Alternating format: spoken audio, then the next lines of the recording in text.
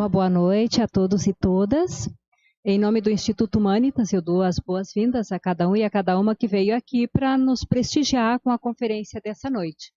Meu nome é Cleusa Maria Andreata, eu sou professora aqui na Unicinos e integro a equipe de trabalho do Instituto Humanitas, Unicinos, inclusive na organização e coordenação do ciclo de palestras, do qual faz parte a atividade dessa noite, que vocês podem identificar no banner que está aqui na nossa frente. É um ciclo de debates, políticas públicas no atual contexto brasileiro, desafios e possibilidades para a democracia.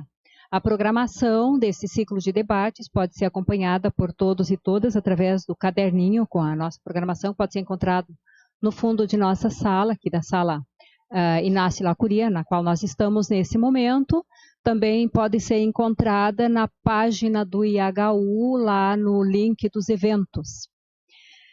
E dando início, então, à atividade dessa noite aqui, eu faço uma breve apresentação da professora Rosa Ângela Chiesa, que gentilmente aceitou o nosso convite para esse ciclo de debates, já esteve conosco no IHU Ideias, que aconteceu já no final da tarde de hoje, que teve como tema a Emenda Constitucional 9.5.242 e seus impactos nas políticas públicas para mulheres. Esse foi o tema da palestra e, através de toda uma exposição sobre tributação, nesse momento, no atual contexto brasileiro, ela construiu um contexto de reflexão para debates que podemos fazer exatamente sobre o tema da palestra da tarde.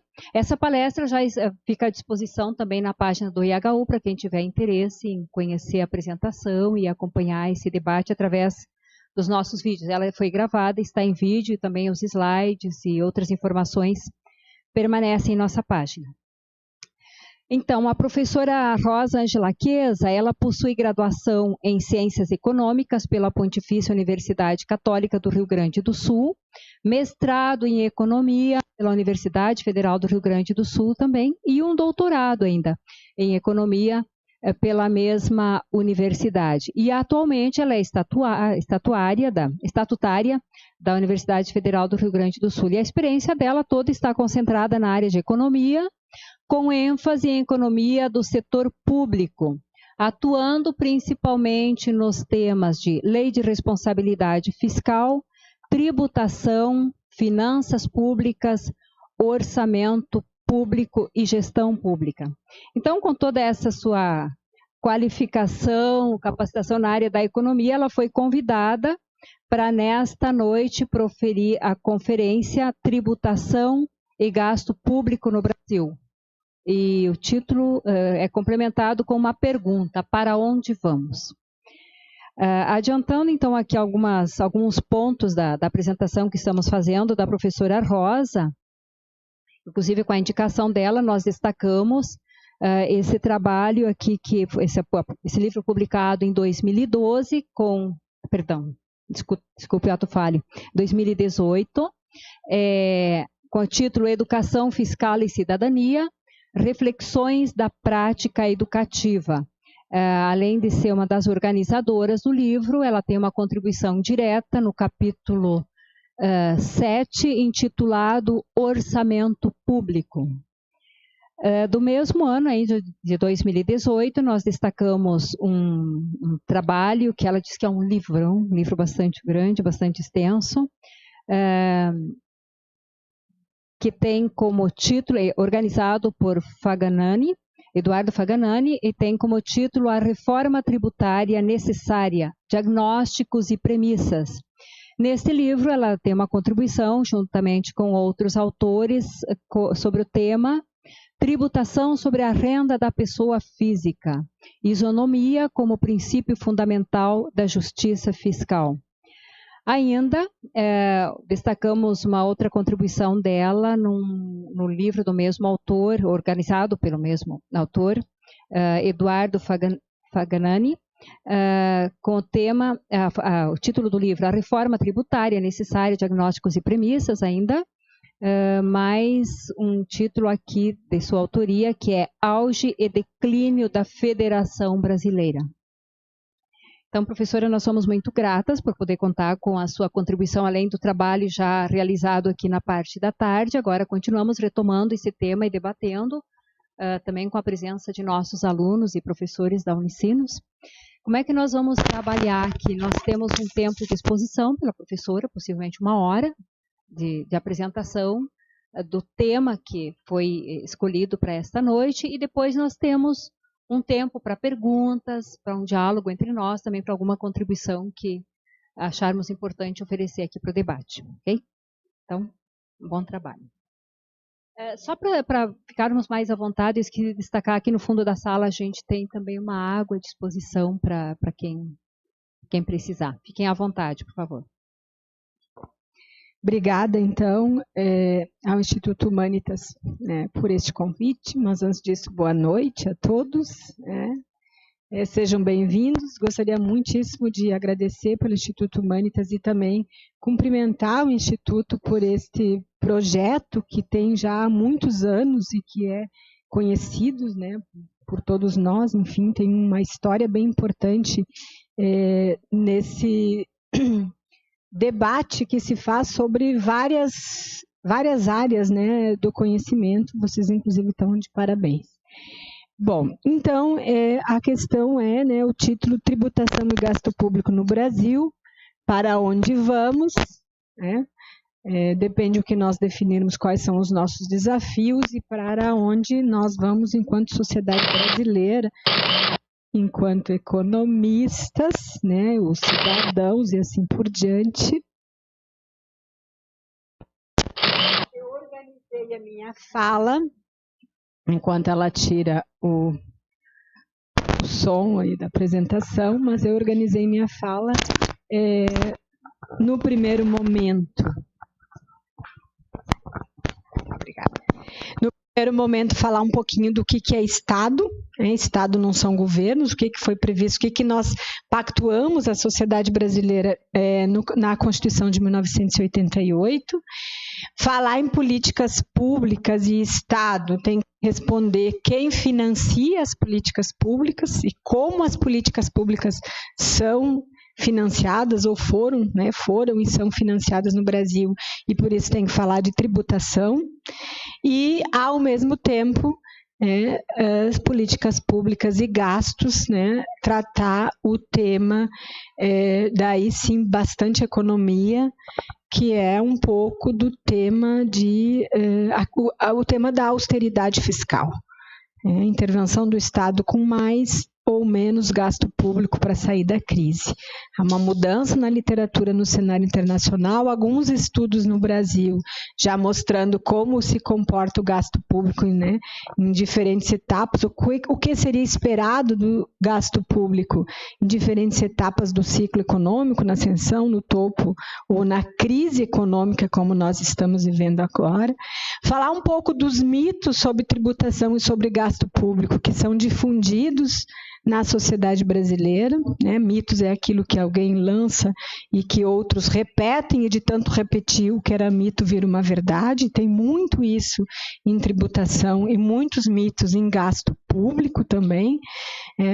E então, no final, fazer uma reflexão e tentar responder quais são os nossos desafios. Ainda mais aqui tem um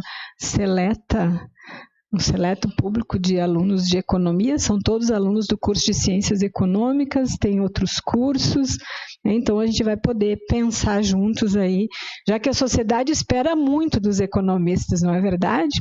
E muitas vezes, quando dá tudo errado, a culpa é dos economistas também, não é verdade? Então, vamos fazer algumas reflexões a partir do que o que eu propus para vocês aí como uma estrutura para a nossa conversa. Falar de Estado, qual é o Estado? Não vou ficar falando de abordagens teóricas nem históricas, a gente não teria tempo para isso, mas o que nós concebemos na Constituição Federal de 1988 como pilares do Estado Social, Seguridade, Educação e Trabalho. Vejam, nós tardiamente implementamos o estado de bem-estar social, diferentemente dos países desenvolvidos. E, portanto, tem uma razão histórica, uma razão política de ruptura institucional internamente, mas nós estamos enfrentando os mesmos desafios que a Europa enfrentou lá atrás, e um dos desafios é o envelhecimento da população.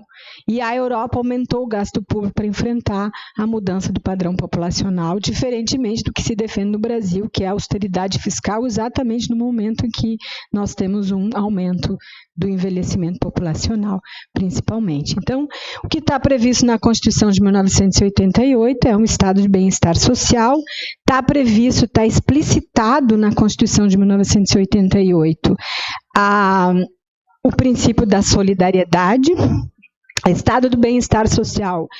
Se vocês lembrarem lá da aula que o professor falou sobre a constituição dos primeiros estados nacionais, seja o estado absolutista, depois o Estado moderno, o absolutista, o liberal e assim por diante, por que a sociedade fez um contrato social?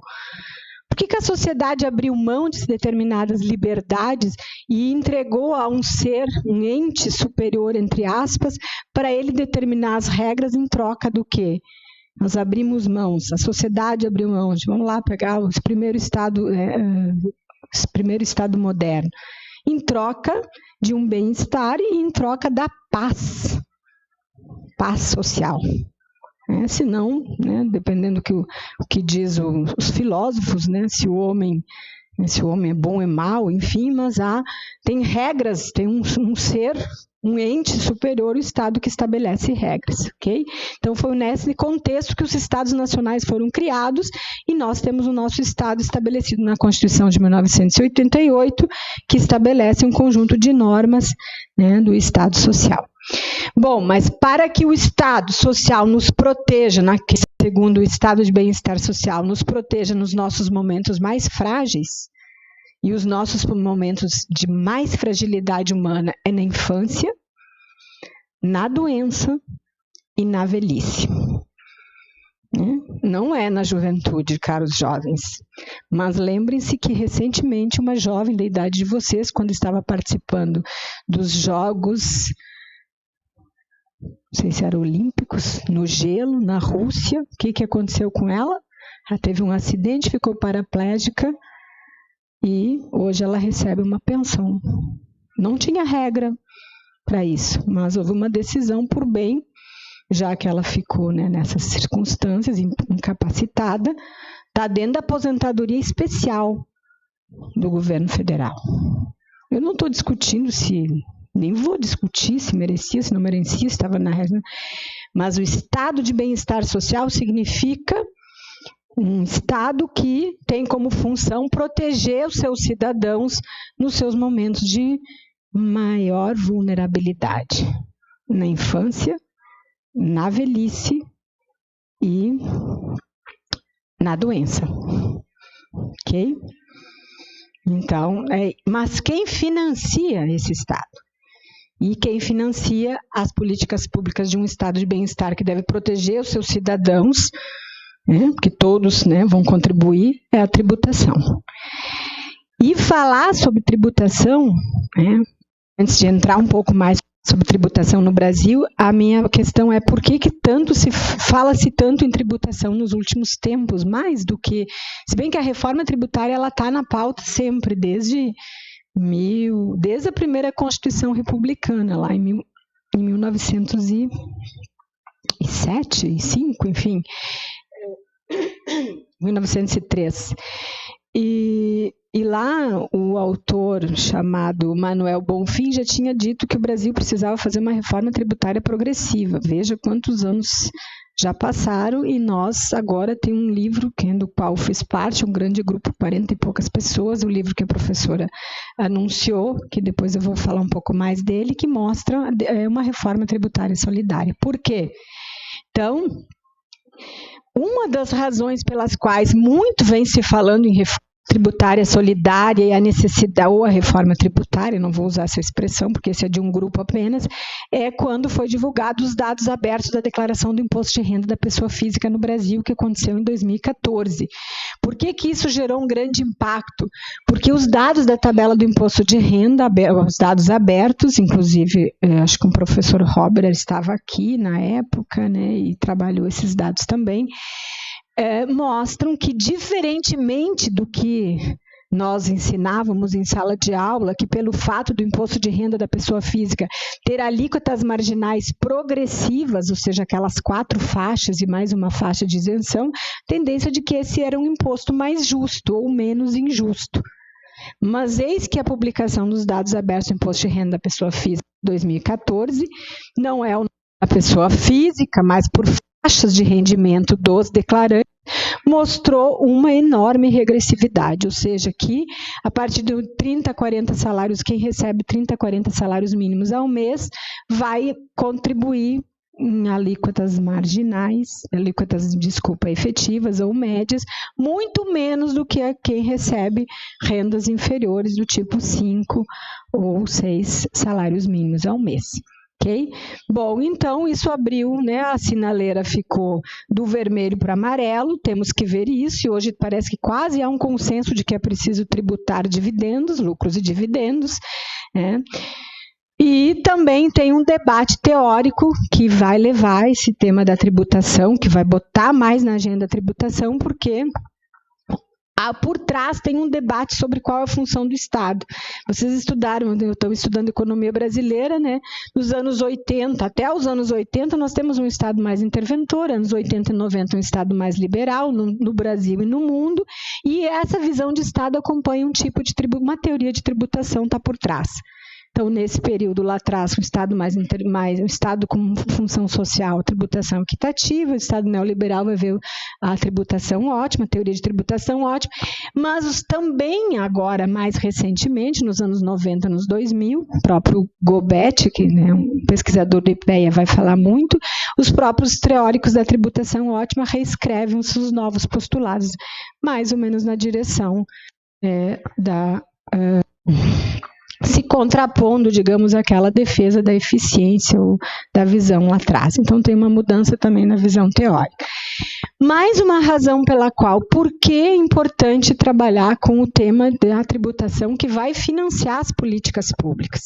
Se nós queremos aquele Estado que nos proteja na doença, na velhice e na infância, alguém tem que pagar essa conta. As pesquisas recentes mostram, né, que a tributação não só é importante para financiar as políticas públicas, também ela é importante para fazer redução de desigualdades. E a redução de desigualdades medida pelo índice de Gini, que vocês já viram, né, o índice de Gini varia de 0 a 1, quanto mais próximo de 1, mais concentrado, quanto mais próximo de 0, mais distribuído, melhor distribuída a renda. Não é tamanho de renda, é distribuição. E o FMI mostra lá em 2017 que, para um conjunto de países envolvidos, a política tributária e do gasto público consegue reduzir 18 pontos percentuais no índice de Gini, de 0,49 para 0,31. Então, vejam, né, como o Estado, enquanto aquele ente, ele vai executando a política fiscal, agora já posso falar assim, que são alunos de economia, tributação e gasto, e ela resulta numa melhoria nos índices de desenvolvimento econômico medido, no caso, aqui falando do índice de Gini. Além disso, a própria CEPAL, a Comissão Econômica da América Latina, também em 2015, um estudo onde ela mostra que na América Latina o índice de Gini reduz apenas 9 pontos percentuais depois da intervenção do Estado na economia via tributação e gasto, metade do que essa função tem nos países desenvolvidos. E observa também que no Brasil há uma redução de 16 pontos percentuais no de Gini, mas a responsabilidade pela redução do índice de Gini no Brasil, pela melhoria da distribuição do desenvolvimento no Brasil, é fruto da política de gastos públicos e não fruto dos impostos, porque nós temos, né, principalmente educação e saúde, são responsáveis pela redução do índice de Gini, porque a tributação, dada a sua regressividade, ou seja, quem ganha mais paga proporcionalmente menos, eu dei um exemplo, mas eu vou explorar melhor isso, faz com que a política tributária ela seja concentradora de renda e também em função da sua predominância nos impostos que incidem sobre consumo, sobre os impostos indiretos, que não levam em consideração a capacidade de pagamento do contribuinte, ok? Esse dado, então, mostra a pesquisa de 2011, mas os dados são relativos a 2009. O índice de Gini no Brasil em 2009 era 0,63, era uma desigualdade de mercado. Qual foi a função do Estado em relação a essa desigualdade? Tem que concentrar a política, economistas, a política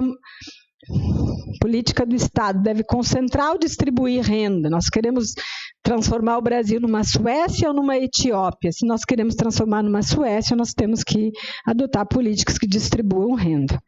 A menos que nós queremos concentrar, nós chegaremos à Etiópia. Depende de qual é o objetivo da política econômica. Ela também pode ter um objetivo de transformar o Brasil numa Suécia para poucos e numa Etiópia para muitos. Okay? Então, nós vamos ver que quando o índice após o Estado intervir, pagar as aposentadorias, pensões, seguro-desemprego, o índice de Gini ele se reduz para 0,58, ou seja, é positivo. Após o índice de Gini, após a política tributária, apenas impostos diretos, o imposto de renda da pessoa física ou jurídica, o ITBI, eu vou falar a sigla, Imposto de Transmissão de Bens Imóveis, aqueles que incidem sobre renda e sobre propriedade, eles diminuem um pouquinho o índice de Gini, porque eles tendem a ser mais progressivos, porque o pobre não tem carro, não vai pagar IPVA, não tem apartamento, não vai pagar IPTU, ele está pagando por enquanto só ICMS na mercadoria que ele compra, que ele gasta quase toda a sua renda. Então, o imposto direto, ele vai diminuir um pouquinho mais, mas olha o que acontece com os impostos indiretos, que são menos justos, que incidem sobre consumo, que são os indiretos, concentra a renda. Então, isso é muito importante, porque essa equipe que estudou, publicou o livro, né, fez esse diagnóstico, levantou e abrindo, né, certamente a reforma tributária tem que mexer aqui também, e é só possível reduzir esse índice de Gini que se eleva após os impostos indiretos, né, só é possível reduzir o índice de Gini depois da gastos em saúde e em educação. Esse aqui tem ProUni, né, ProUni os reúne na universidade pública, ProUni aqui, FIES e assim por diante. Então, os gastos públicos no Brasil passaram a desempenhar uma função de distribuição. Menos do que a política tributária. Os impostos diretos diminuem um pouquinho o índice de Gini, mas muito menos do que os impostos, os tributos no geral fazem nos países desenvolvidos. Por que no Brasil a política tributária não contribui para a redução das desigualdades? Se considerar os impostos indiretos, o ICMS, o IPI, o ISS, ele concentra a renda. Okay? Os diretos, o imposto de renda, o ITBI, o ITCD, todo aquele que incide sobre renda, propriedade, ele diminui um pouquinho. Okay? Então, por que nos países desenvolvidos a política tributária distribui renda e ela não consegue fazer isso no Brasil? Porque existem diferenças fundamentais no nosso sistema tributário e veja, não é de ontem. O Manuel Bonfim apontou no livro América Latina, no início do século XX, que o Brasil precisava vencer um dos seus desafios, que era a reforma tributária progressiva. Nós estamos 100 anos depois, um pouco mais, e seguimos falando da mesma coisa. É a velha mudança que não muda, como diz o Florestan Fernandes. O que é que nós temos nesse gráfico aqui? Países, né, desenvolvidos e os em desenvolvimento, dentre os quais o México e o Brasil, e aqui nós os campos de incidência sobre os quais incidem os tributos.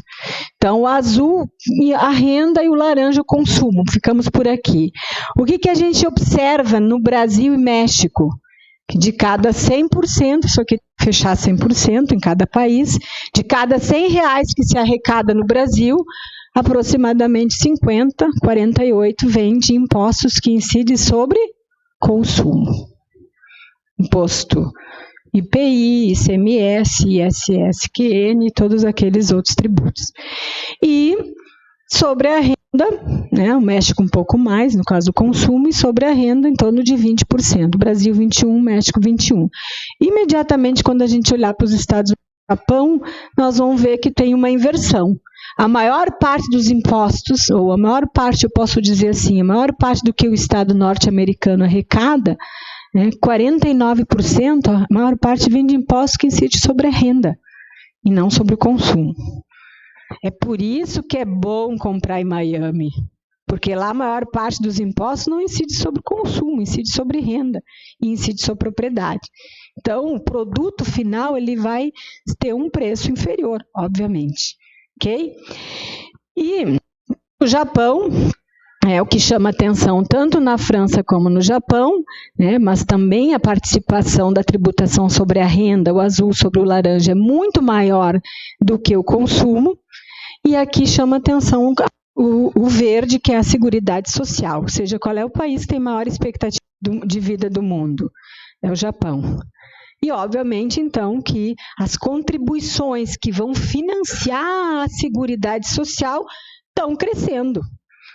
Logo, quando vocês abrirem amanhã esse estudo aqui, Carga Tributária no Brasil 2017, que está no site da Receita Federal, publicado em novembro de 2018, numa única página vocês vão enxergar de cada R$100 quanto que foi arrecadado para a Seguridade Social. E ela cresce, ok? Sim, nós estamos crescendo, a população está envelhecendo. Estou falando de receita por enquanto, não falei em gasto ainda, ok? Então, tem uma participação, um aumento, sim, né, a participação da Seguridade Social no montante do que é arrecadado, que vai refletir na carga tributária depois. Dizendo quase a mesma coisa, mas um pouco diferente, aqui nós estamos olhando, os gráficos mostram bases de incidências. Os tributos no mundo inteiro, eles incidem sobre 3 campos: consumo, renda, patrimônio e os outros. O consumo, né, tu abre, além disso, para ficar um dado mais detalhado, ainda abre sobre folha de salários. Tá? Então, se nós compararmos o Brasil com os países da OCDE, Organização para a Cooperação e Desenvolvimento Econômico, né, a média da OCDE e a média dos países mais ricos da OCDE, o que nós observamos? Que no Brasil nós conseguimos o imposto que incide sobre mercadorias e serviços é o campeão. Então, logo aqui, o preço das mercadorias tende a ser maiores fruto dessa participação. Por outro lado, né, quando nós olharmos, né, como é que se dá a participação, os países mais avançados da OCDE, o que esses países arrecadam são tributos que vêm da onde, para usar uma linguagem mais simples, 38%, a maior parte dos impostos que os países mais ricos do mundo arrecadam incide sobre rendas. Rendas e ganho de capital. O que são rendas, economistas? O que são rendas? Lucros e dividendos, juros, salários e aluguéis.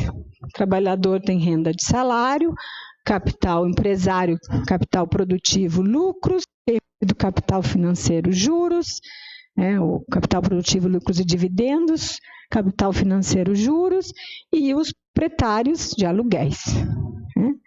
Então, vejam que aqui também tem uma outra diferença bastante importante.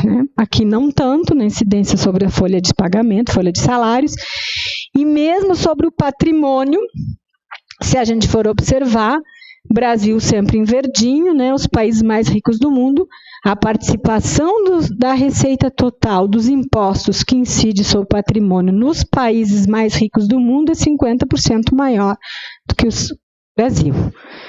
Então, o que nós estamos vendo aqui que o sistema tributário brasileiro tende a se caracterizar por impostos que incidem sobre muito mais serviços. Esse é o dado que está naquele estudo, tá? E ele mostra, não botei 2016 ainda, cada R$100 que o Brasil arrecada, aí nós estamos falando de União, Estados e Municípios, estamos olhando o Estado brasileiro nas 3 esferas, R$19 advém de impostos que incidem sobre renda, 26 sobre folha de salários, 4 sobre propriedade. Quais são os tributos sobre propriedade que a União cobra? ITR, Imposto Territorial Rural, que os estados cobram o ITCD, aquele Imposto de Transmissão de Causas e Doações, né, no caso de heranças, e o município, o ITBI, e eu acho que é por aí, né? Cada esfera tem alguns impostos sobre propriedade, que representa aproximadamente 5%. De longe é possível observar que nós temos um sistema tributário que praticamente de cada R$100 que o Estado arrecada, 50% de incide sobre bens e serviços.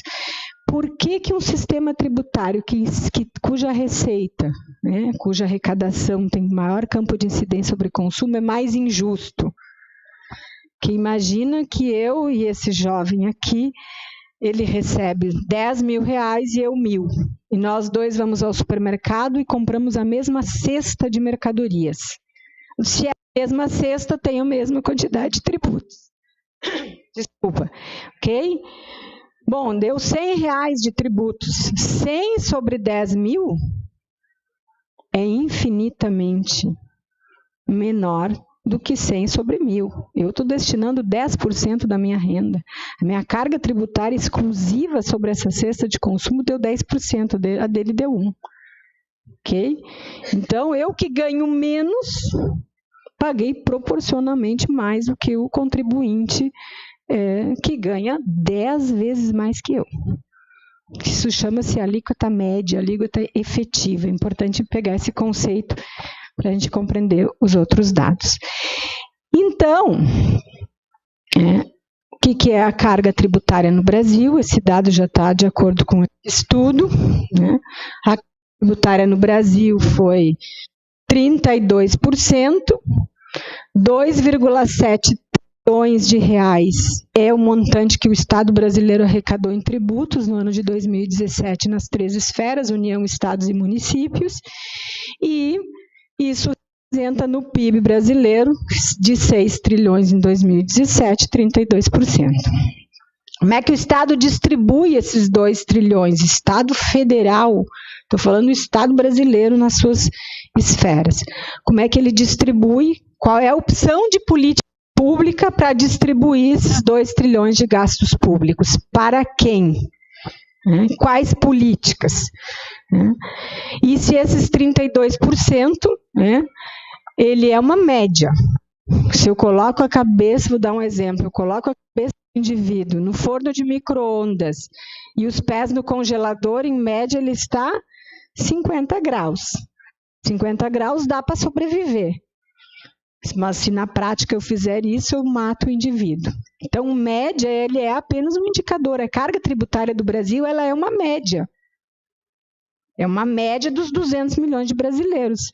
Mas como a tributação ela tem diferentes campos de incidência e a maior parte do que o Estado brasileiro arrecada são impostos sobre incidência, consumo e serviços, os contribuintes brasileiros que têm menores rendas vão ter uma carga tributária muito maior do que aqueles que têm rendas menores. Por quê? Porque quem recebe até 2 salários mínimos gasta onde a sua renda? No consumo, no feijão, no arroz, na batata, no aluguel, nos serviços, na televisão, na energia.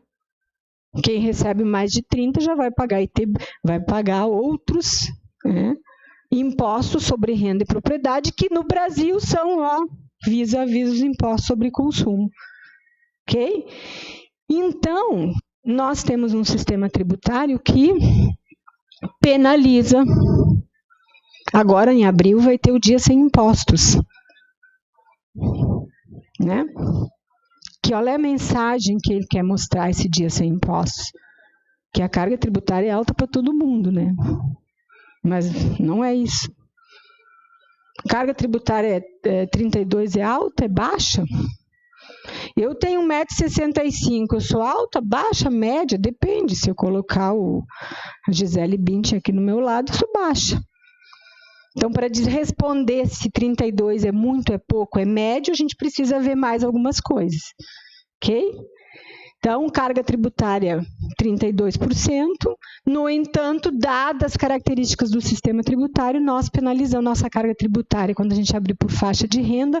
Os que têm rendas menores têm uma carga tributária maior, porque nós temos uma tributação que carrega mais sobre os impostos sobre consumo, que são os impostos indiretos e assim por diante. Nesse estudo aqui tem o peso de um dos impostos no Brasil.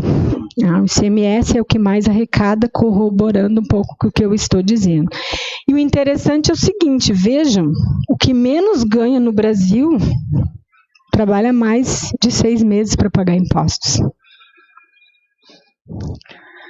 Aquele que mais ganha tem uma carga 3.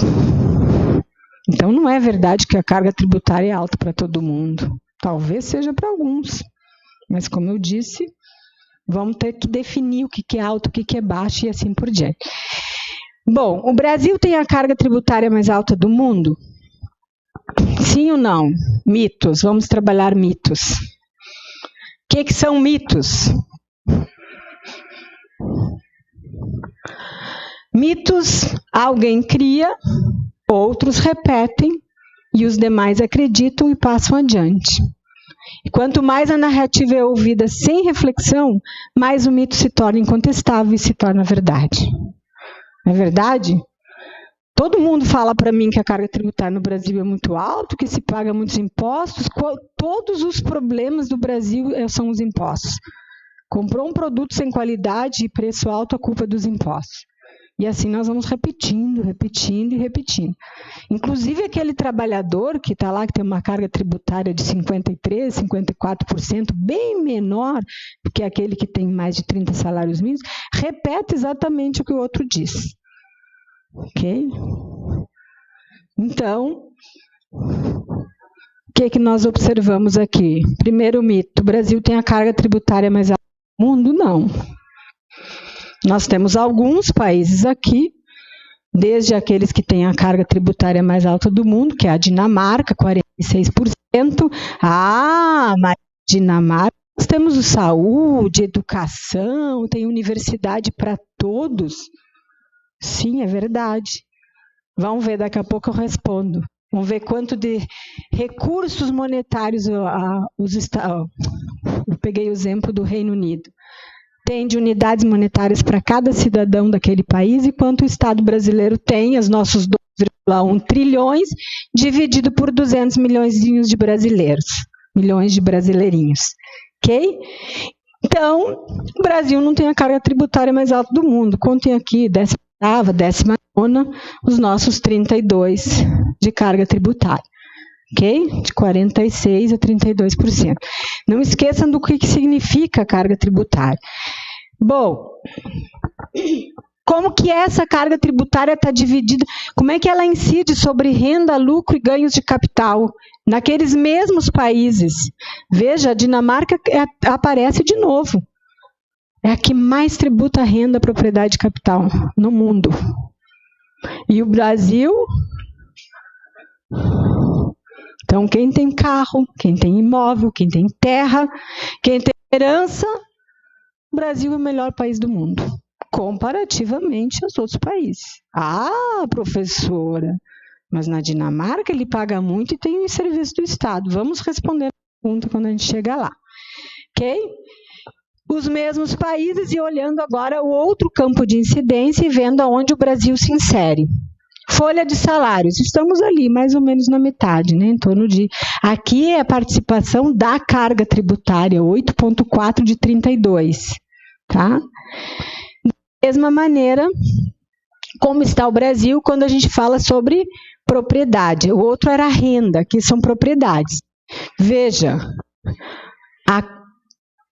no Brasil, na carga tributária de em torno de 32%, a propriedade, os tributos que incidem sobre a propriedade representam 1,4%. Na Dinamarca é 3 vezes mais.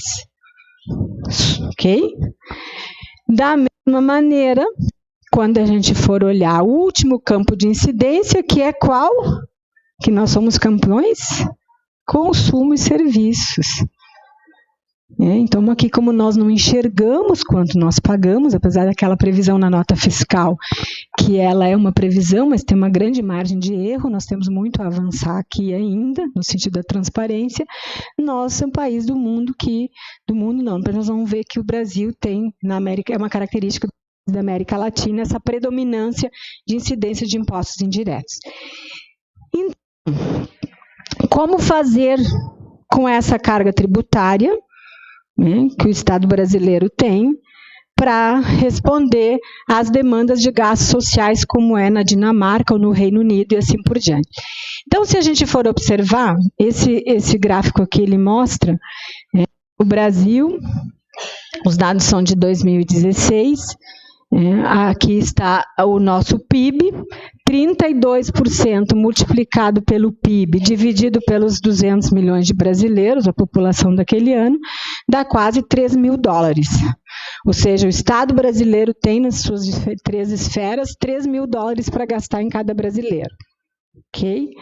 E se a gente for olhar um país como, vamos pegar o Reino Unido, que eu já deixei marcado aqui, que tem uma carga tributária de 32,6, até um pouquinho menor que o Brasil, com aquela mesma carga tributária, ou seja, 32% sobre o PIB do Reino Unido, dividido pela população daquele continente, daquele país, o Estado tem 13 mil dólares para gastar em cada indivíduo. O que eu estou querendo dizer aqui? Que o tamanho do PIB importa, que o tamanho populacional importa. Então, nós precisamos crescer, além de fazer uma tributação, menos impostos indiretos e mais impostos indiretos, nós temos que mexer na base, no PIB, no tamanho da renda disponível. Nós somos a 10ª economia do mundo, em termos de crescimento econômico. Depois nós vamos ver que, quando a gente vai olhar a distribuição, nós somos o 10º de trás para diante, dos piores, quando a gente olhar o índice de Gini. Mas, como que está o Brasil hoje em relação, essa pesquisa é de um auditor da Receita Federal, que fez dissertação de mestrado na UNB, como é que está a carga tributária do Brasil e a média da OCDE? O Brasil tem uma carga tributária que é a média da OCDE. É alta, é baixa, é igual à média dos países ricos. Ok? Se nós compararmos o Brasil com os países da América Latina, nós temos uma carga tributária que é mais alta. A média da América Latina está em torno de 20% e o Brasil em torno de 32%.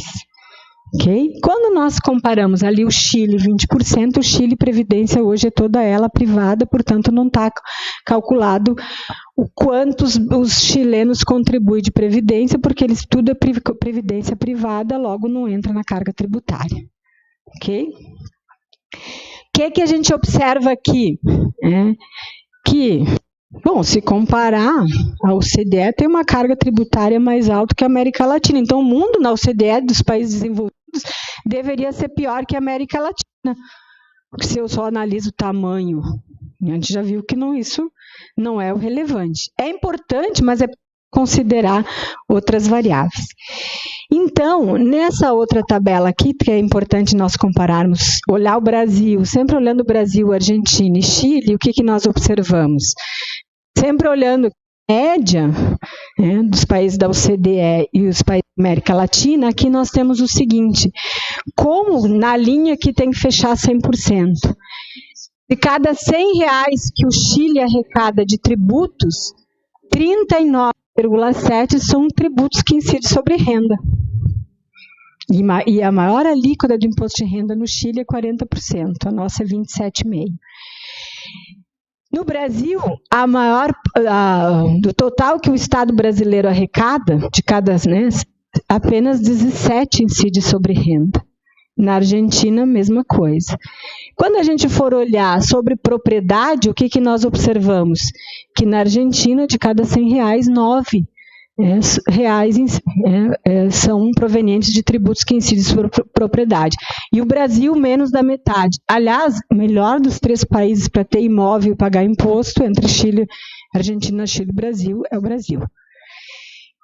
Mas, por outro lado, então, a tributação sobre propriedade maior na Argentina, tributação sobre renda maior no Chile, mas quando a gente olha bens e serviços, nós somos muito parecidos.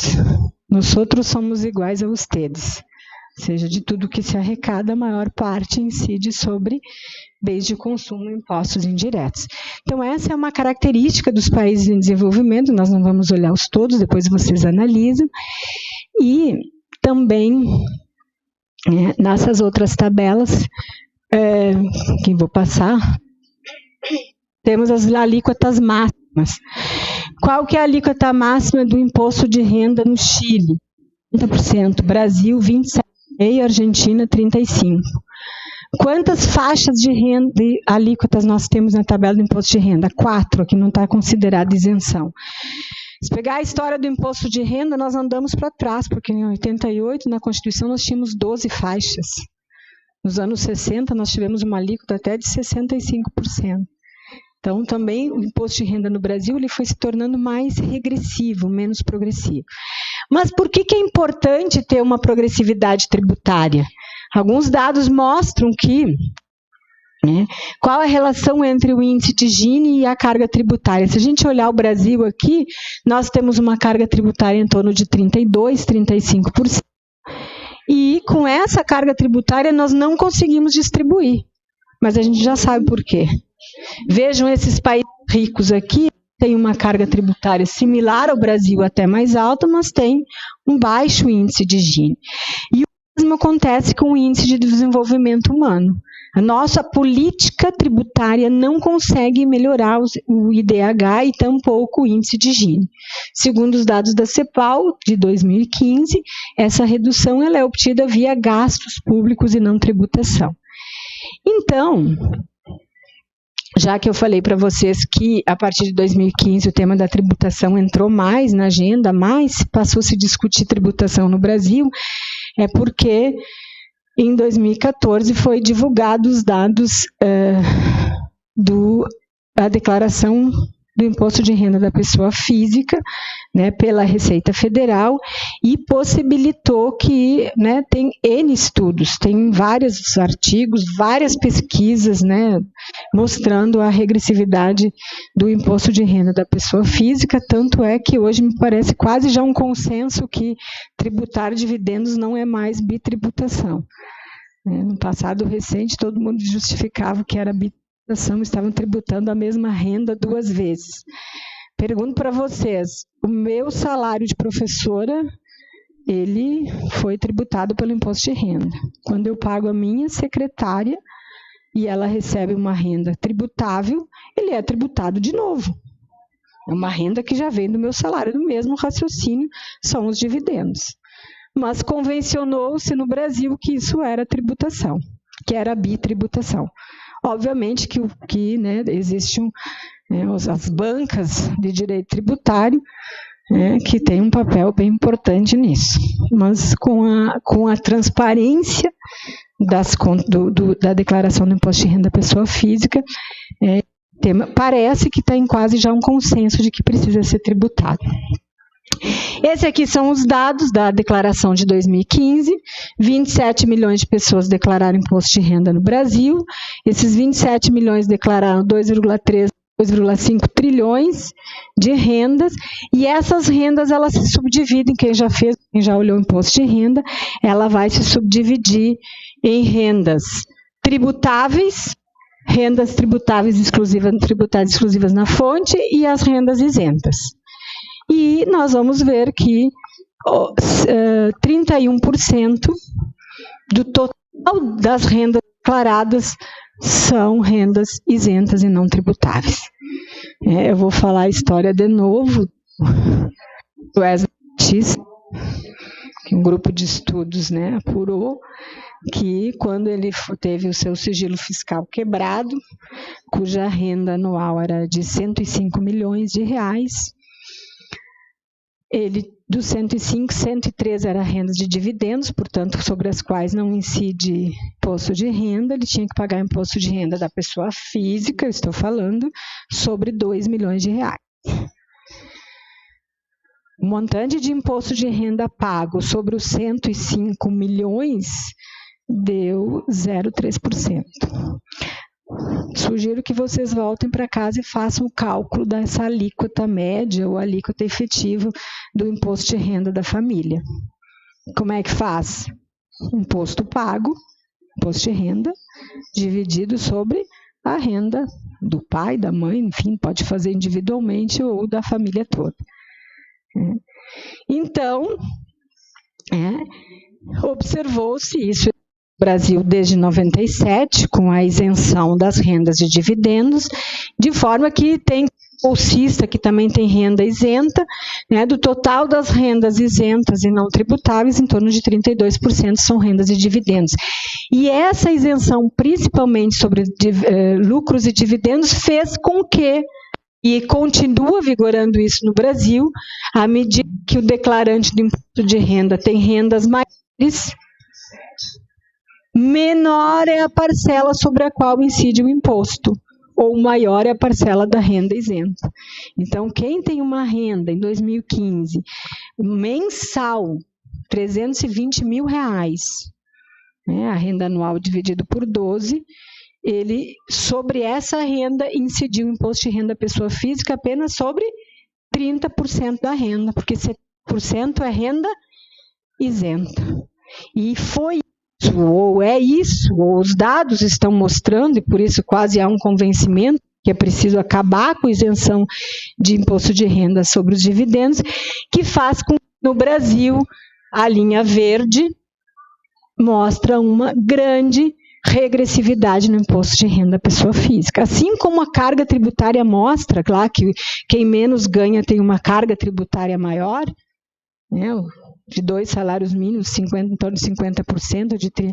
Se observa que quem ganha até de 20 a 30 salários mínimos ao mês tem uma carga tributária de aproximadamente, a alíquota média ou alíquota efetiva do imposto de renda em torno de 10%.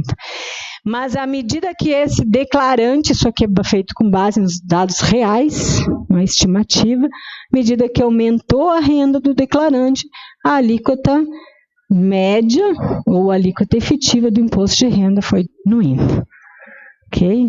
Veja que, diferentemente do que a gente ensinava em sala de aula, de que o imposto de renda tenderia a ser mais justo, porque ele leva em consideração a renda, os inicialmente são isentos e depois, à medida que a renda cresce, paga uma alíquota maior, os dados mostraram que isso não é verdade. Tem uma regressividade. Então, em função disso, nós vamos ver também que, observe o número de declarantes, 7 milhões de declarantes estão aqui nessa pequena faixinha de entre 13 e 8, 10 salários mínimos. E um número muito pequeno, né, faz uma análise de um dado específico, ele até bota o número de pessoas, muito pequeno, que recebe uma renda de mais de 320 mil por mês, obviamente vai ter uma riqueza líquida enorme, porque o próprio Estado ajuda ele. Ele paga menos imposto de renda do que aquele que recebe renda menor. Então, o imposto de renda ajuda muito para concentrar a renda no Brasil, para piorar o índice de Gini. Claro que tem toda a questão da regressividade dos impostos indiretos. Okay? Então, o que nós observamos? Que o imposto de renda, nós queremos resolver o problema do déficit público. Tem a reforma das reformas e a reforma tributária. Né? A sociedade precisa saber desses números para se manifestar sobre qual reforma que ela quer. Ela não pode reproduzir mitos. Né? E, aliás, eu tenho observado que há uma reprodução enorme de mitos. Por isso, que na URGS tem um curso agora gratuito, aos sábados pela manhã, chamado Educação Fiscal e Cidadania, não me lembro se eu já falei, mas é um curso de extensão, aula a cada 15 dias.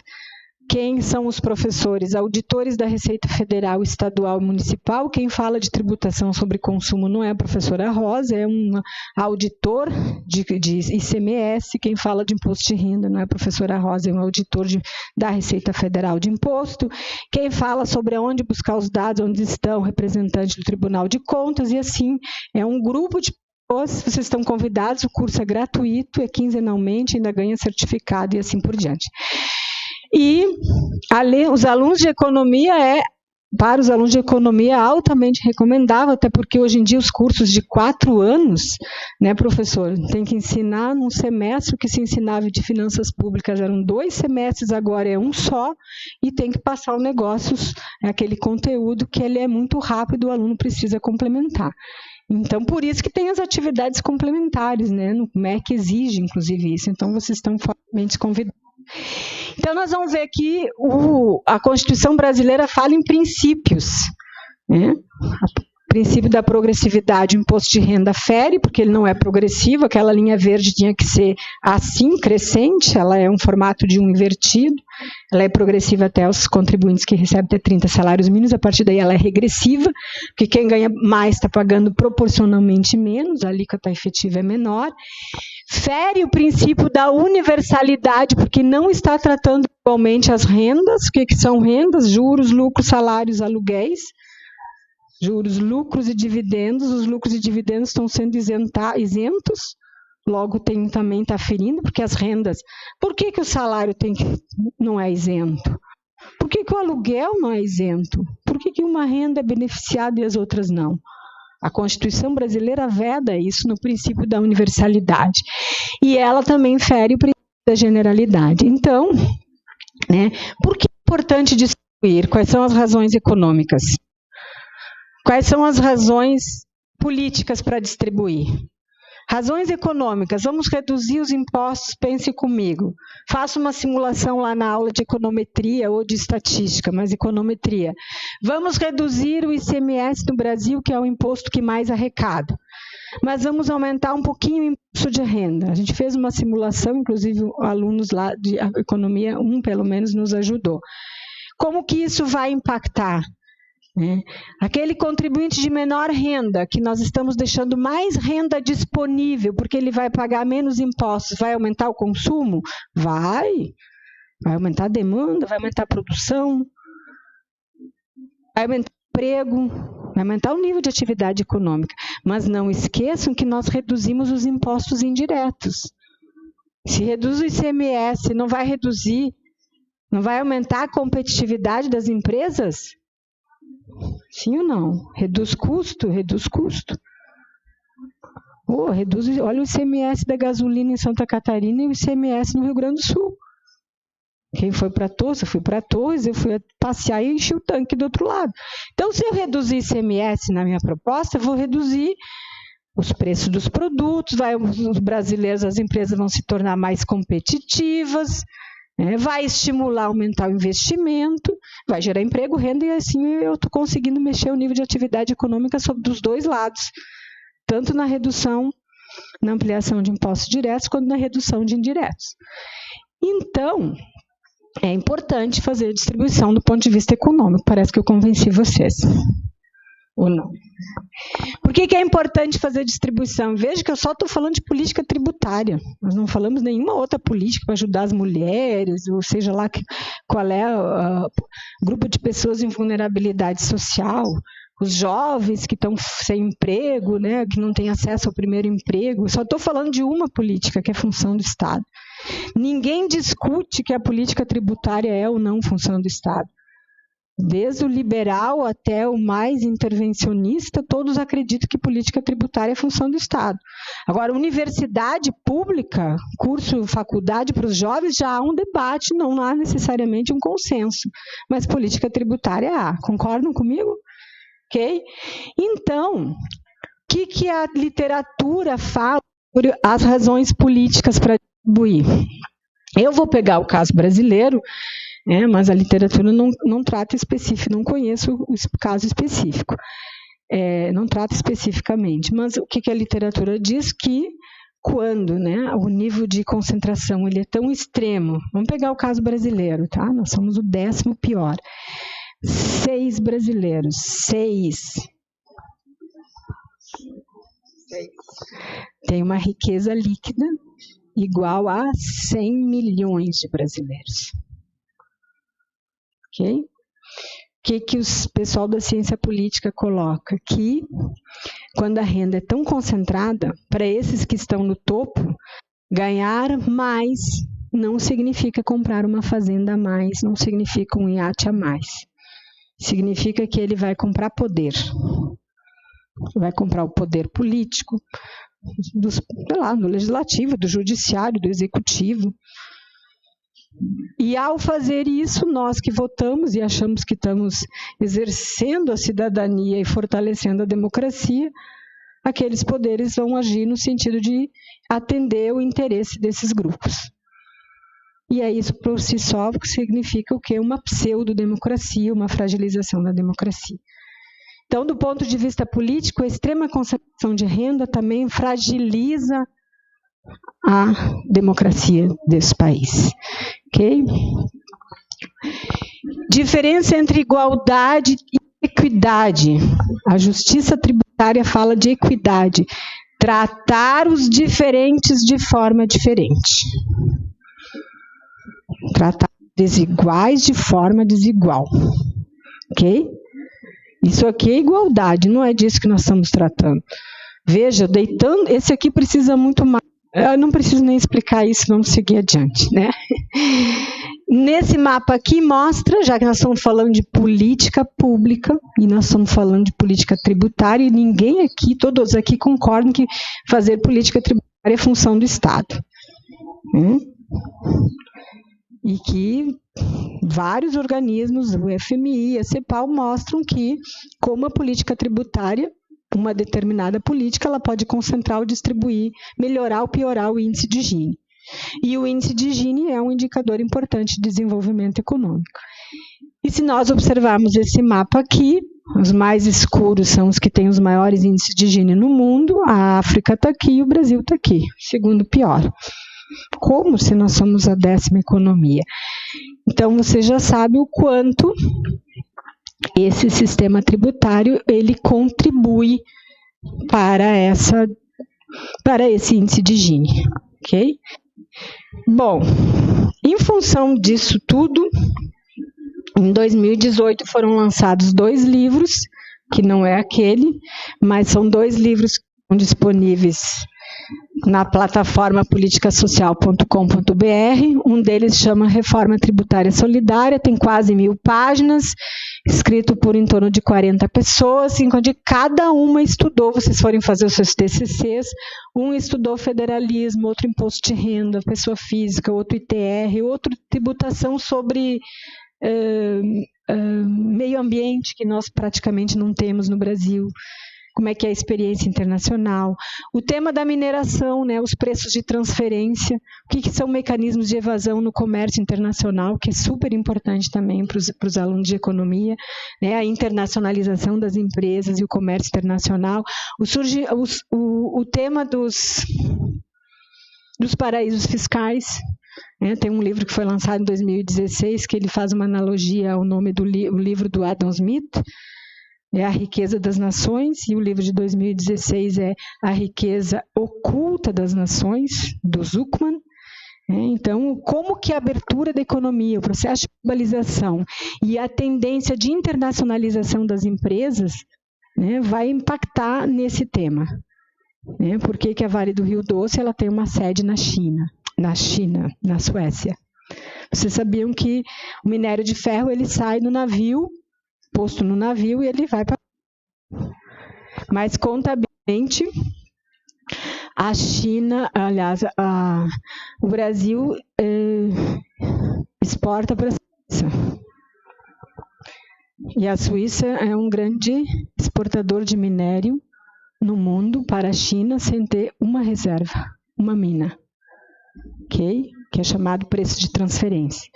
que são os mecanismos que têm mecanismos legais, os ilegais e os mecanismos de evasão. É um tema muito estudado no direito, economia e assim por diante. Esse segundo livro é uma síntese desse. Esse aqui tem 60 páginas. É um pouco das propostas. Eu vou falar só do imposto de renda aqui, da pessoa física, para vocês entenderem. Que a proposta de reforma, usando só o imposto de renda da pessoa física, eu deixei para as conclusões. E vamos falar de gastos. Ok? Então, Estado e políticas públicas, quais os desafios, considerando que precisa responder quem financia as políticas públicas, é o sistema tributário, que tem exercido uma determinada função, concentração, principalmente, né, os impostos indiretos concentram renda no Brasil, os indiretos fazem muito pouco em relação à distribuição. Por que precisa distribuir do ponto de vista? Por que é importante distribuir do ponto de vista político e do ponto de vista econômico? Ok? E agora nós vamos falar um pouco da atuação, já que no Brasil os dados da CEPAL de 2015 apontam que a redução do índice dos 9 pontos, 9 não, 14, né? 14, 16 pontos na redução do índice de Gini no Brasil, foi fruto das políticas de gasto, saúde, educação e saúde. Ok? Então, vamos trabalhar um pouco o gasto agora. Estado e políticas públicas, desafios, olhando pela ótica do gasto. Então, vamos lá. Quais são os argumentos favoráveis e contrários à austeridade? Porque é importante... Qual é o argumento aqueles que defenderam a emenda constitucional 95 de 2016, aquela que congela por 20 anos os gastos primários no Brasil, todos os gastos, exceto gastos financeiros. Quais são os argumentos favoráveis?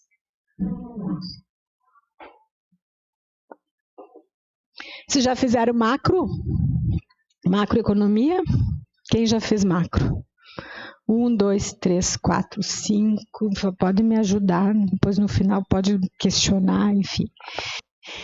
Os favoráveis à austeridade, que o Estado deve reduzir o gasto público, porque ao reduzir o gasto público, o Estado está reduzindo o déficit, em princípio, né?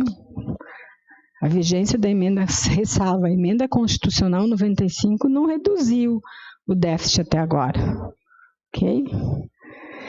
Mas o argumento reduz o gasto público, porque ao reduzir o gasto público, o governo sinaliza que ele está melhorando as contas públicas e está sinalizando que vai pagar a dívida pública, que é a dívida mobiliária, praticamente mais de 90% é dívida interna. E que aí esses defensores dizem que vai criar um ambiente institucional de forma que vai aumentar a confiança e vai ter um aumento do investimento privado. É isso? Ok. Então,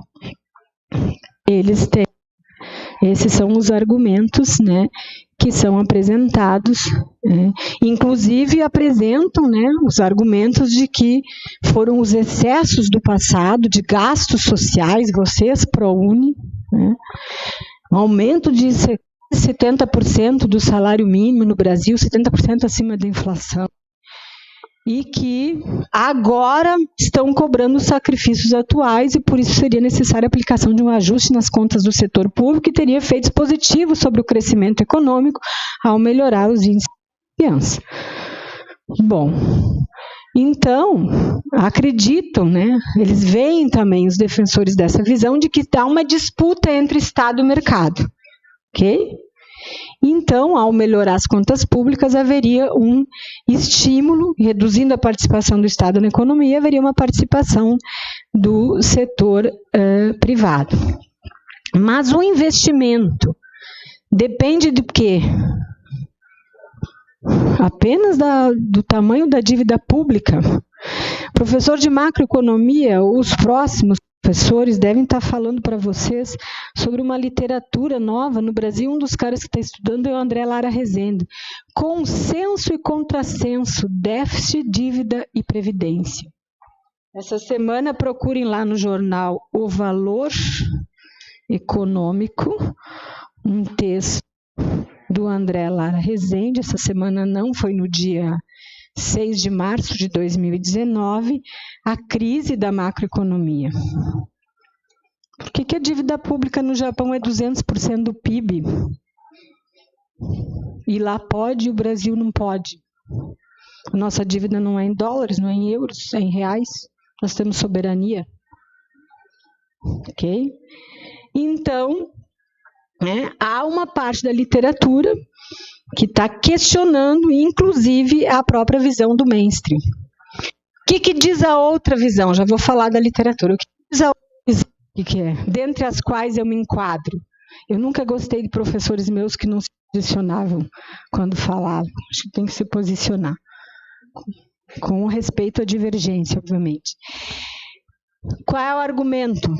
Que o investimento, quando o Estado sinaliza que está reduzindo gastos, ele está deixando de abrir oportunidades de negócio. Vocês fazem economia brasileira, o que aconteceu no plano JK? Por que o JK financiou o plano de metas com dinheiro público, dinheiro privado, financiamento e emissão monetária? É verdade, professor de economia brasileira? Não chegaram lá. Como é que a classe empresarial no Brasil apoiou aquele governo? Emitiu moeda, sabia que ia ter inflação e teve porque os empresários viam oportunidade de negócio. Além disso, o aumento do gasto público vai gerar consumo, demanda, emprego e assim sucessivamente. Além disso, o investimento privado não depende só da redução da dívida pública. O investimento privado depende da expectativa de lucro que ele vai ter, da expectativa de demanda pelo seu produto.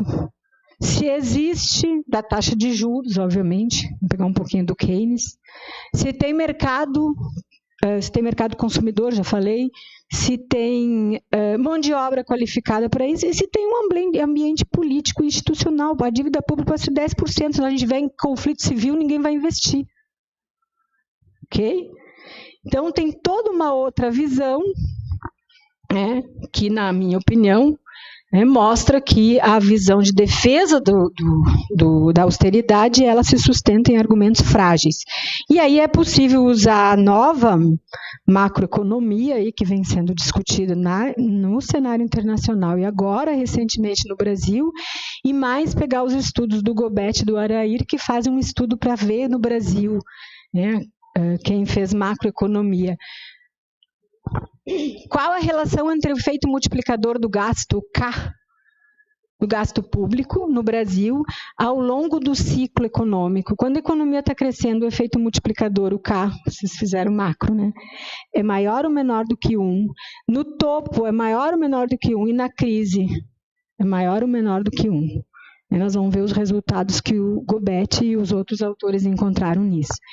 Então, queria dizer para vocês, aquela outra visão que defende que a redução de gastos públicos, que a visão da austeridade fiscal vai levar a economia mais à crise, ela entende que se baseia numa literatura sobre quais foram os efeitos negativos das políticas de austeridade já adotadas em outros países após a crise de 2008, não só por economistas heterodoxos, mas também do próprio mainstream, tem crescido a crítica às políticas de austeridade, de corte de gastos, devido aos efeitos negativos sobre o crescimento econômico e, inclusive, os efeitos negativos sobre a desigualdade.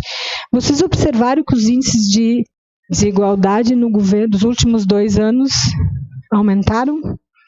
Os estudos da Oxfam mostram quanto aumentou a desigualdade no Brasil nos últimos 2 anos. E eu não economia crescer.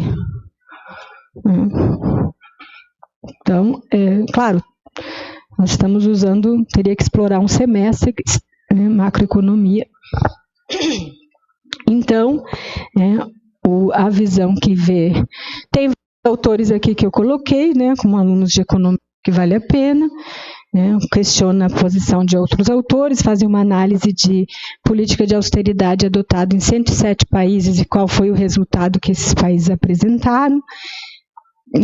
Vários dos autores do né, que defendiam a austeridade após 2008, voltaram a revisar seus trabalhos e relativizar os argumentos pró-austeridade. Tem alguns autores aí que é importante dar uma olhada. E tem esse autor aqui, o Pérez, 2013, que já falei, né?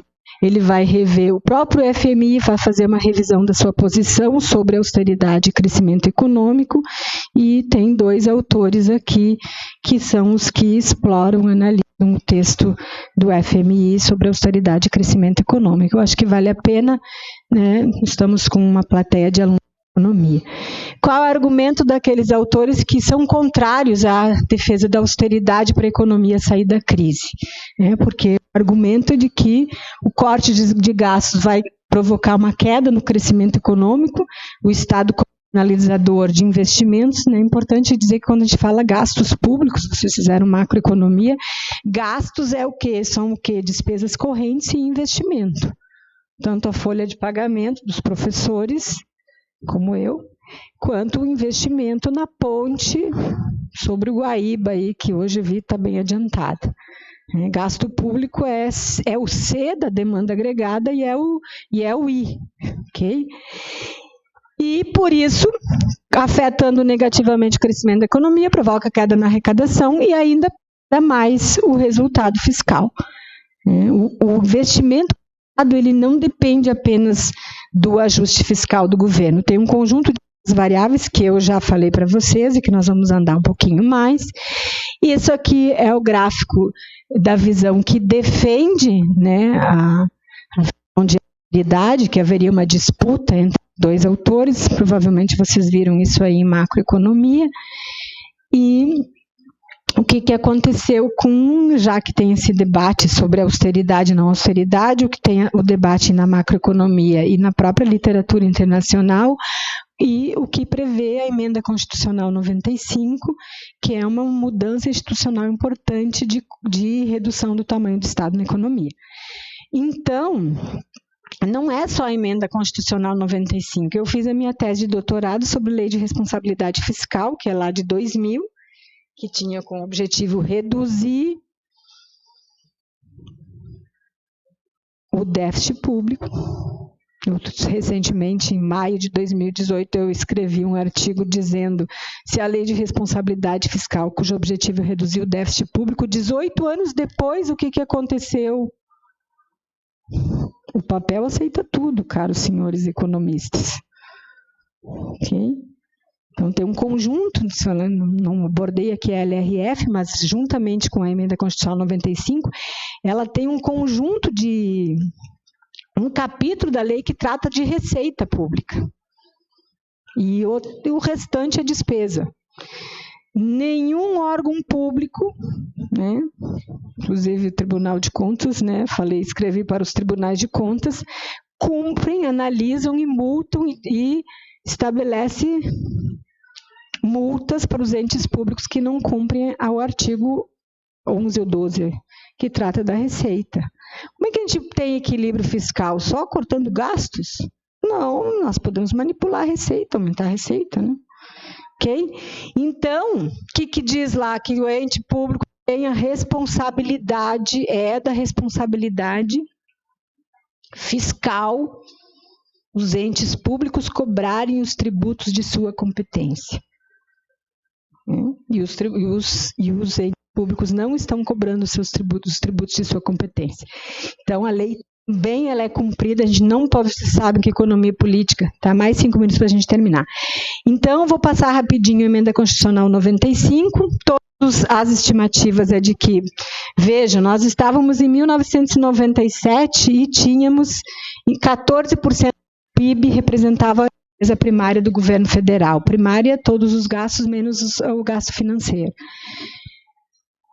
Se nós considerarmos a vigência da Emenda Constitucional 95 desde 2017, né, que ela deve ser corrigida apenas pela inflação e não pelo crescimento do PIB, né? Diz uma coisa, vocês acham que o SUS, Sistema de Saúde Pública, Os remédios, o preço do remédio, ele vai subir de acordo com a inflação doméstica? Mercado oligopolizado, importamos. O preço do remédio vai depender de outras áreas. Então, se o preço do remédio subir, nós temos menos dinheiro, nós vamos comprar menos remédios. Mas nós seremos 30 milhões a mais de brasileiros. E mais velhos, pressionando mais o SUS. Né? Mas é a ineficiência do Estado, Eu sugiro que vocês leiam um livro de Jambiage Allen, Finanças Públicas, um capítulo sobre o Plano Nacional de Desestatização, onde ele mostra a única pesquisa no Brasil que compara a eficiência do setor público e setor privado. 4 setores. Hoje seria, quem é mais eficiente? Bradesco, Banco do Brasil.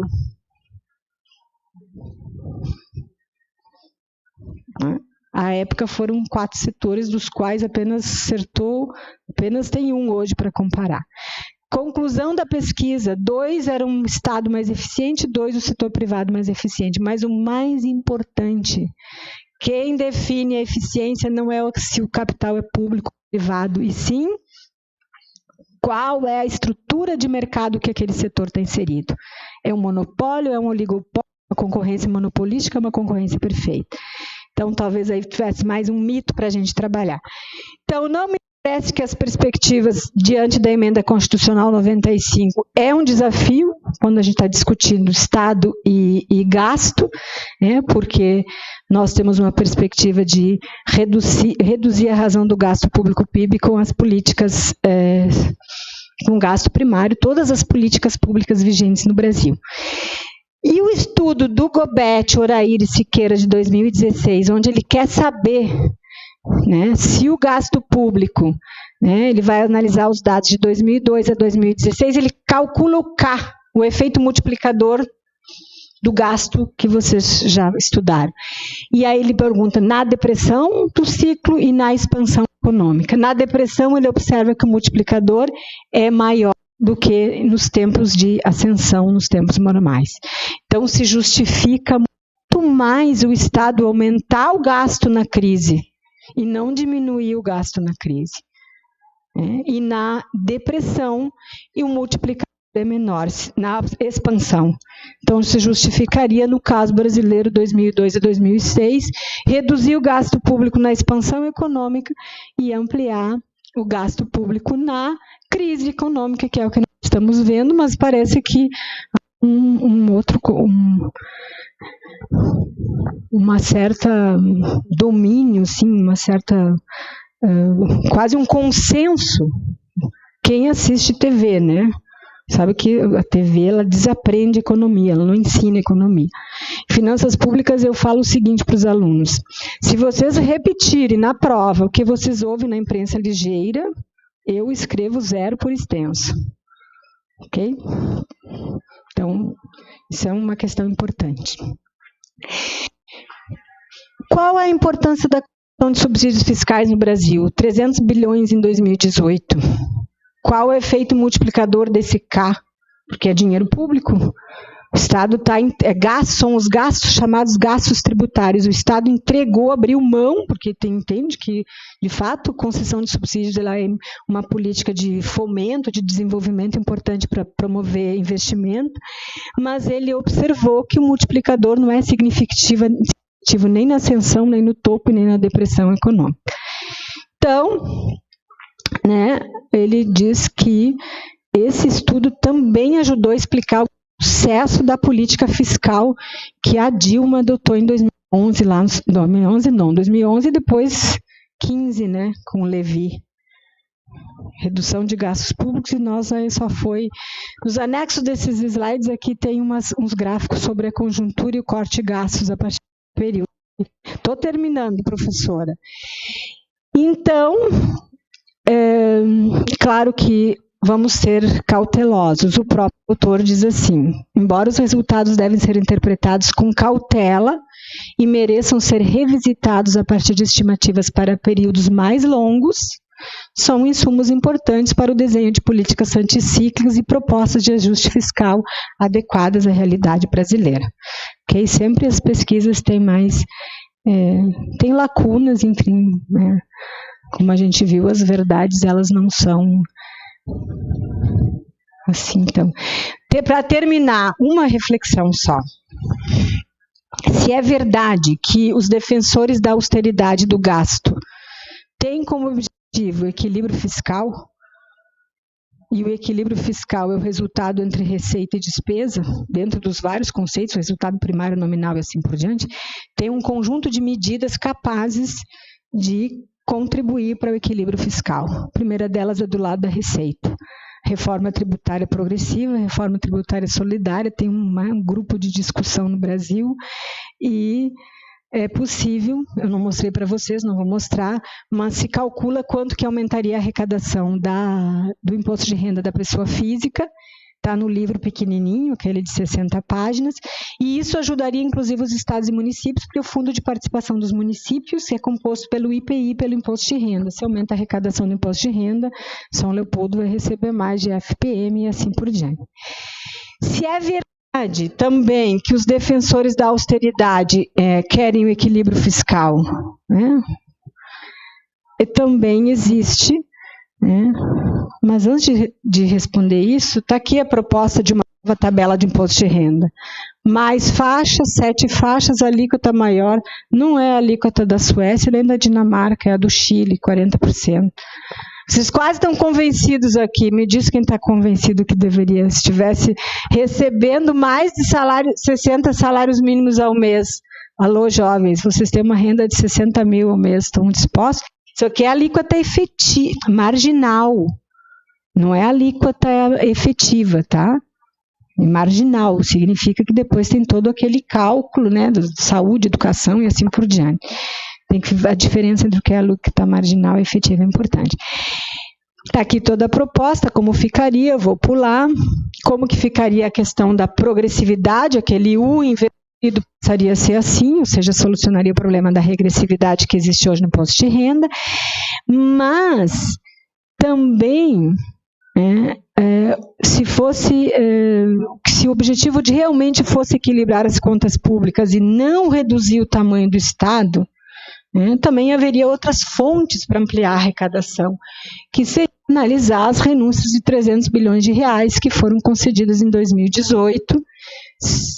Isso aqui é fonte, isso aqui é estimativa, sonegação de 600 bi, sonegação é corrupção, e se nós pegarmos tudo isso, eu até acho um pouco exagerado, mas vamos trabalhar só com os 300 bilhões, que é um dado real, que representa 15% da arrecadação de 2,1 trilhões, né, que eu mostrei para vocês, e se fala muito em Bolsa Família, que é 25 bilhões ao ano, e representa 1,2% da arrecadação. Então, veja que a disputa ela não se dá no montante de recursos, mas quem é o beneficiado. Por isso que a gente, economia e política, elas não são separadas. Impossível separar economia e política. E tudo isso é um desafio, sem dúvida alguma, e nesse sentido, tanto a avaliação, o olhar sobre a ótica da receita, seja por aquelas medidas quedadas, seja por aqueles caminhos que eu apontei, e ao mesmo tempo essa avaliação da austeridade, e me parece que a literatura macroeconômica, inclusive o mainstream está fazendo uma revisão sobre os outros resultados, tudo isso com qual objetivo? Retomar e refundar o nosso contrato social. Quando se criou o primeiro Estado, os primeiros Estados modernos, foi feito um contrato social. Eu abro mão disso para ter outra coisa em troca. Se nós queremos, de fato, que tenha um Estado com aquele orçamento da Seguridade Social que nos dê saúde, assistência e previdência e possa garantir isso aos cidadãos brasileiros em épocas de fragilidade humana, infância, velhice e doença. Imagina aquela jovem se não tivesse um Estado, isso que ainda é jovem, eu não estou falando dos jovens aqui, porque jovens é a melhor fase da vida, esse negócio de dizer que a partir dos 60 é a melhor idade é balela, é vocês que estão vivendo a melhor idade. Então, a demanda que vocês têm por Estado é muito menor do que nos períodos de fragilidade humana. Muito obrigada, espero que eu tenha ajudado vocês, pelo menos eu não quero convencer ninguém, mas a refletir sobre esses temas, o que eu acho bastante importante diante da conjuntura que nós vivemos no Brasil. Muito obrigada. Professora Rosa, obrigadas, dizemos nós, né? Então, como eu dizia no início, temos tempo para alguma pergunta, alguma intervenção, se alguém ainda quer comentar algum tópico, depois dessa exposição bastante didática, nos ajudando a compreender o tema dessa noite. Quem gostaria de fazer algum comentário, perguntar algo do conteúdo? Já aproveito para ir dizendo que, vamos ter o vídeo ainda, podemos fazer isso, sim. Enquanto vai abrindo aqui o vídeo, já comento que a conferência dessa noite, que foi gravada aqui durante a exposição, ela fica à disposição no site do IHU, para quem quiser retomar o tema e também compartilhar com outras pessoas. Além disso, também os slides ficam à disposição, não é, professora? Então, tudo isso vocês encontram depois na página do IHU. Aliás, o vídeo ele fica disponível no canal do IHU no YouTube, que é IHU Comunica. Então, lá vocês podem localizar não só esse vídeo, mas também uma enorme quantidade de vídeos dos demais eventos do Instituto Humanitas. Então, tem uma campanha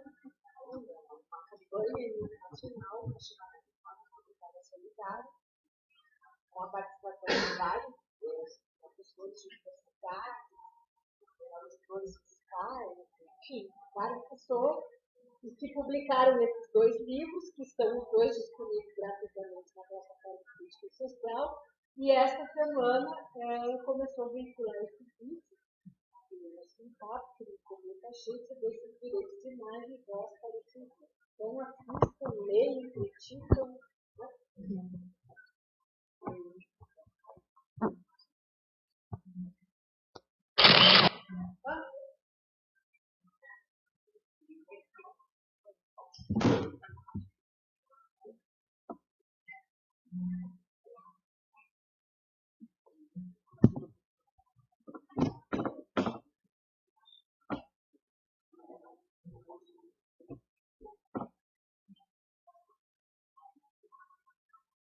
Você conhece a reforma tributária solidária?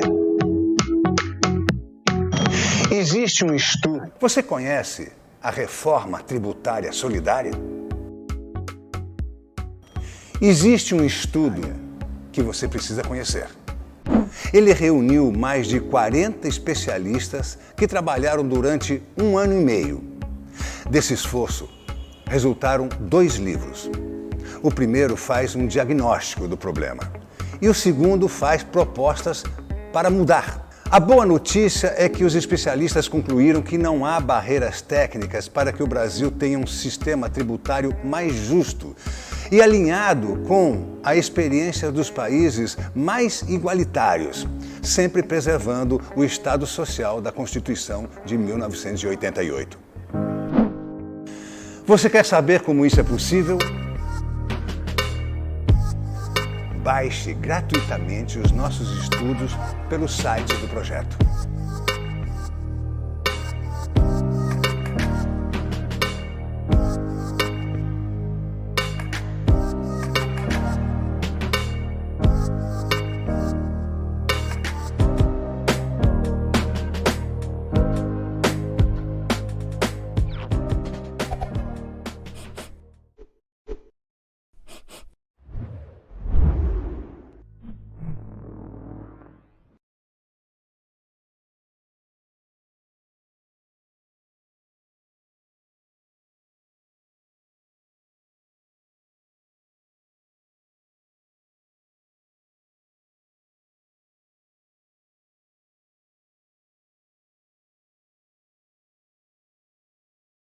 Obrigada. Alguma questão? Não vejo ninguém se manifestando, então nós vamos encerrando a atividade de hoje à noite. Obrigado, professor Magnus, também por vir nos prestigiar com a presença de toda a turma que aqui esteve. Vocês podem continuar, então, acompanhando a nossa programação, inclusive o ciclo de debates que vai continuando nos próximos dias. Uma boa noite a todos e todas e espero poder encontrar vocês mais vezes aqui no nesse espaço, acompanhando o trabalho que estamos fazendo. Professor, muito obrigado mais uma vez, já manifestamos o nosso gesto de agradecimento também com as lembranças de publicações aqui do Instituto Humanitas e desejamos todo sucesso aí no seu trabalho adiante. Eu queria mais uma vez, então, agradecer ao Instituto Humanitas pelo convite e dizer que eu estou à disposição e também tenho certeza que tem outros desses autores do livro que moram no Rio Grande do Sul e que o custo daí é menor e que certamente estariam disponíveis para falar sobre temas, né, sei lá, tributação, a internacionalização das empresas e a tributação internacional. Enfim, tem temas que eu não li todo o livro ainda de 804 páginas, então eu estou aprendendo bastante com o livro, porque na verdade eu escrevi junto com outros sobre federalismo e sobre o imposto de renda da pessoa física. Mas tem muitas áreas desafiadoras, né? O que nós vamos fazer de tributação ambiental, por exemplo, né? A Alemanha tem a Alemanha, inclusive, o que ela fez? Ela reduziu uma tributação sobre folha de pagamento para poder aumentar a tributação ecológica.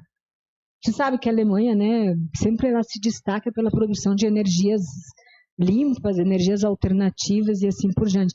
O Chile, quando foi lançado o livro no Fórum Internacional Tributário, procure na internet FIT, Fórum Internacional Tributário, o representante do Chile. Nesse fórum vieram representantes da China, do Japão, da Bélgica, da França, da Argentina, do Brasil, dos BRICS lá, não sei se eu falei todos, da Índia, os representantes da OCDE, enfim, foram 2 dias.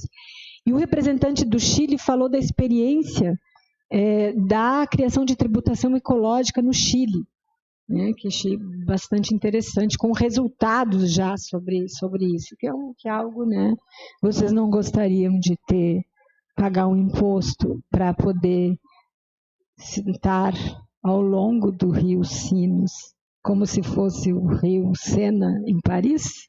Imagina qual o benefício disso. Será que a sociedade não estaria disposta de pagar um pouco menos de ICMS e pagar um tributo para garantir a preservação das águas? O que os netos de vocês vão beber? Que águas nós vamos deixar? O que nós estamos deixando desse planeta para os nossos netos e bisnetos? Então, né, tem essa... Fiquei até emocionada agora comigo mesma. Mas tem essa questão, sabe, que a tributação envolve muitos temas, né? E, bom, sem contar que ela financia toda a atuação do Estado. Mas era isso. Obrigada. Então, obrigada a todos e todas. Uma boa noite.